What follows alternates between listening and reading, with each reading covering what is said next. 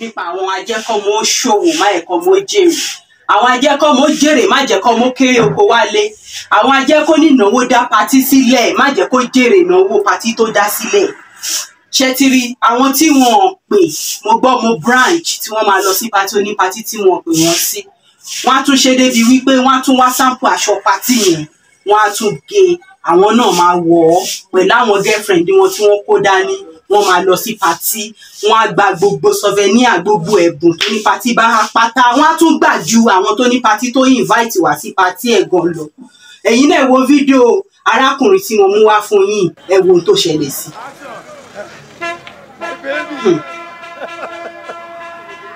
Aláyẹ kúṣẹ́ o, ẹ pẹ̀lẹ́ sà, abẹ́ wọlé ni, ivy kẹ̀, no, kò ní ivy, ṣèbí àǹkárá tó mú ni mo. Àǹkárá ivy náà tó wà lórí àǹkárá. No, tí tèmi ò ní. Ní láti fi ta àǹkárá, èèyàn àrà tán, ẹlòmíì lọ́wọ́ àǹkárá ń ta sí iṣẹ́ àǹkárá nínú.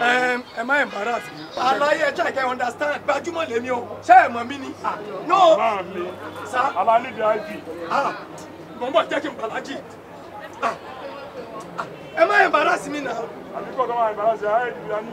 Ivy báwo? Láti wọlé. Alhaji, hello? Àwọn tẹ́ kó sẹ́nu ọ̀nà yìí, wọ́n embarrass mi náà. Wọ́n láti máa bẹ̀rẹ̀ invitation lọ́wọ́ mi, invitation kí ni? Alhaji ẹ má bọ̀, ẹ má bọ̀, ẹ má bọ̀, ẹ má bọ̀, ẹ wá mú mi wọlé, ẹ má bọ̀. Tí wọ́n bá pè mọ́ mi gbàdá ní, tí wọ́n bá pè mí mi wá. Alhaji náà dàbá ètò ti pè láì. No, Alhaji ń bọ̀, Alhaji ń bọ̀, mò ń bọ̀, mò ń bọ̀. Ó dàbí wọlé.